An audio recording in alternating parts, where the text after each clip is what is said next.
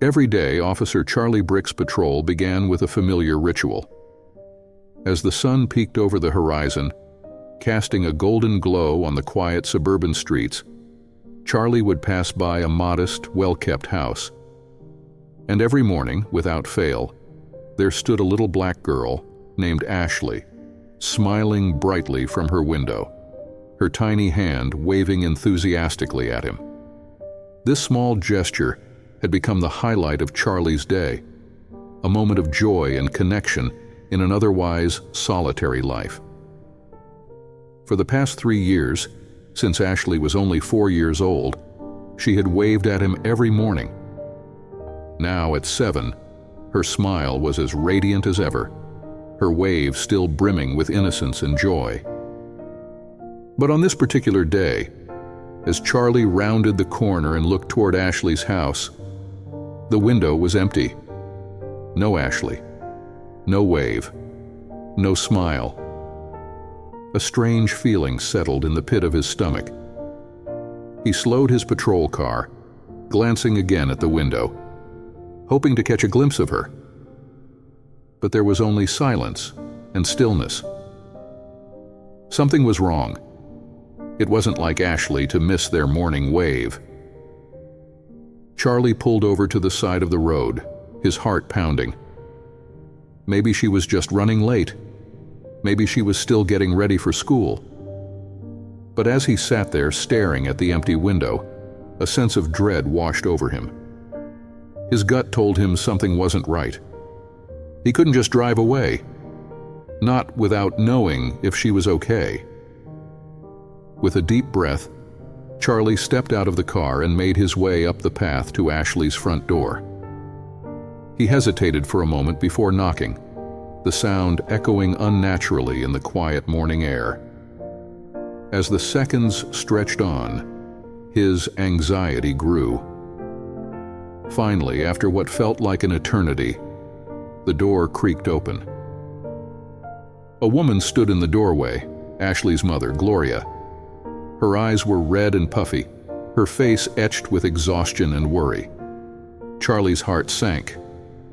"Officer Brick," she said softly, her voice barely above a whisper. "It's Ashley. She's in the hospital." Charlie felt the ground shift beneath him. Ashley? In the hospital? He had always seen her as a bright, energetic little girl, full of life. The idea of her being seriously ill hadn't even crossed his mind. "What happened?" he asked, his voice thick with emotion. Gloria took a shaky breath, struggling to hold back tears. "She's been sick for a while, but we didn't realize how serious it was. The doctors say it's something called aplastic anemia. Her body isn't making enough blood cells, and she needs a bone marrow transplant. They took her to the hospital last night." Charlie felt as though someone had punched him in the gut. Aplastic anemia. The words sounded cold and clinical, but the weight of their meaning hit him hard. This wasn't just a minor illness, this was life-threatening. And suddenly the absence of Ashley's wave that morning became a glaring, painful reminder of the fragility of life. "I'm so sorry," Charlie said, his voice breaking. "Is there anything I can do? Anything at all?" Gloria shook her head, tears streaming down her face. "We're just waiting now. The doctors are doing tests, trying to find a bone marrow match."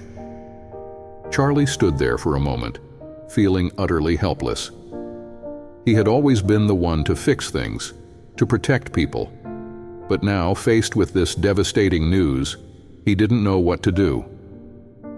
"If you need anything," he said softly, "please don't hesitate to call the station. Ask for me. I'll be there, whatever you need." Gloria managed a weak smile, her eyes filled with gratitude. "Thank you, Officer Brick. Ashley, she always looked forward to seeing you, waving at you every morning.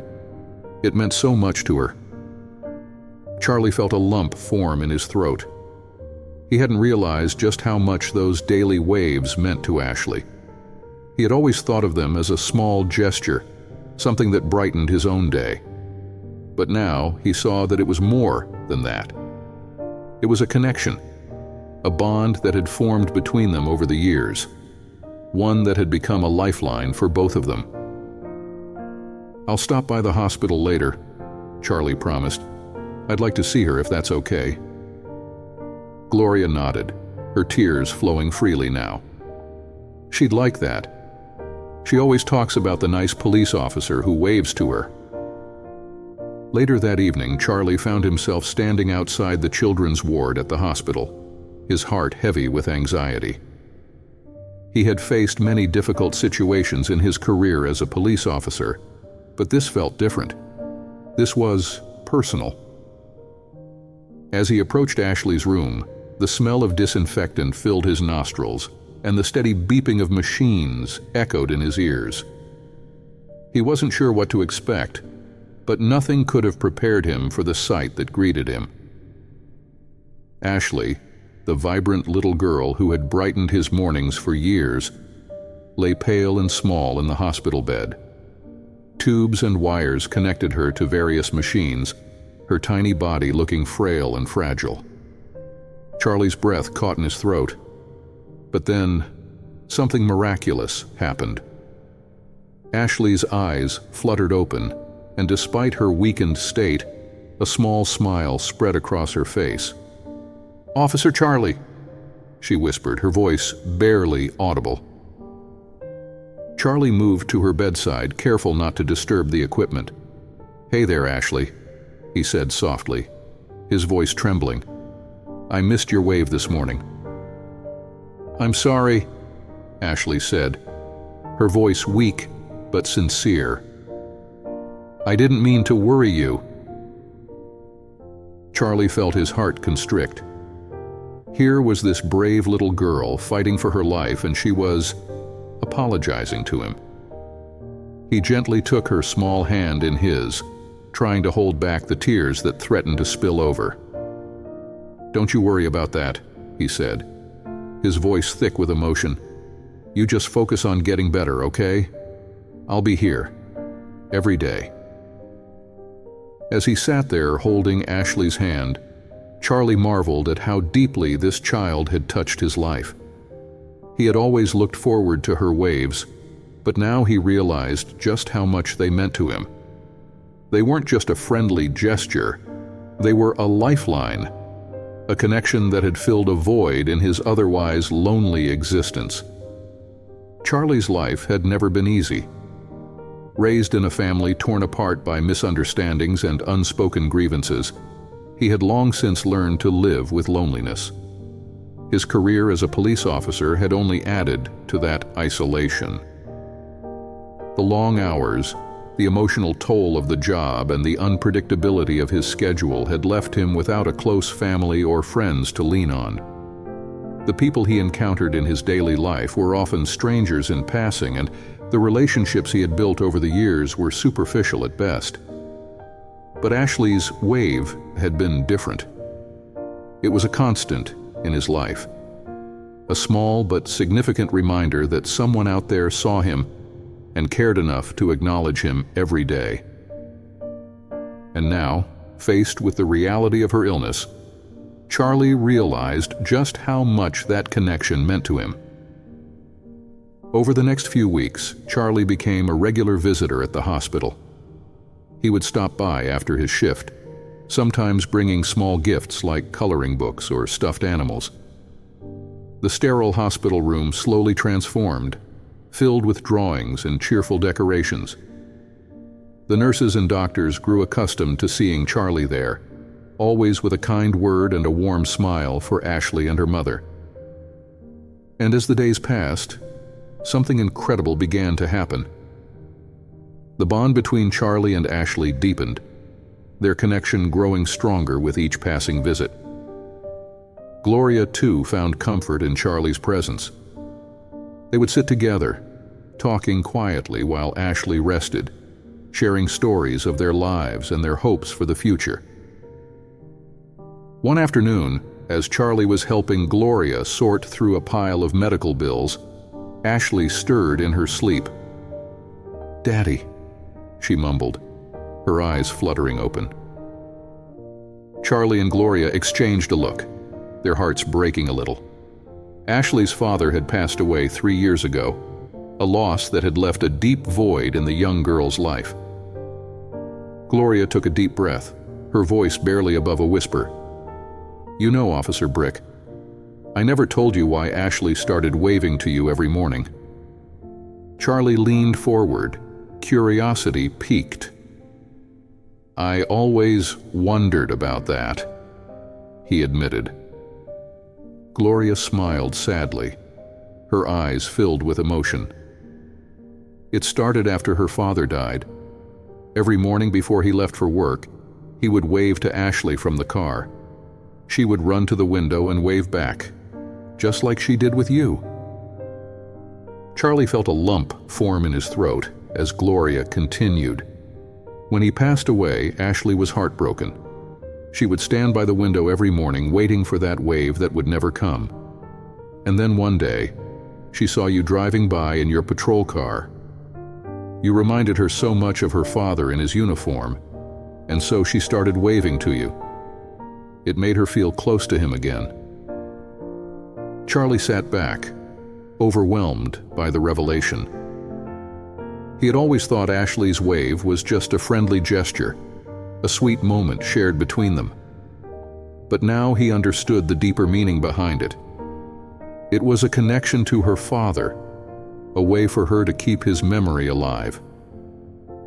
"I had no idea," Charlie said softly, his voice barely above a whisper.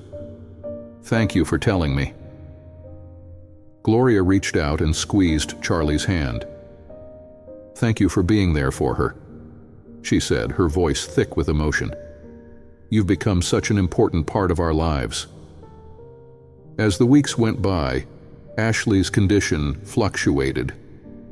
Some days, she seemed stronger, her smile brighter, and her energy returning. But on other days, she lay quietly in her hospital bed, her body weakened by the illness.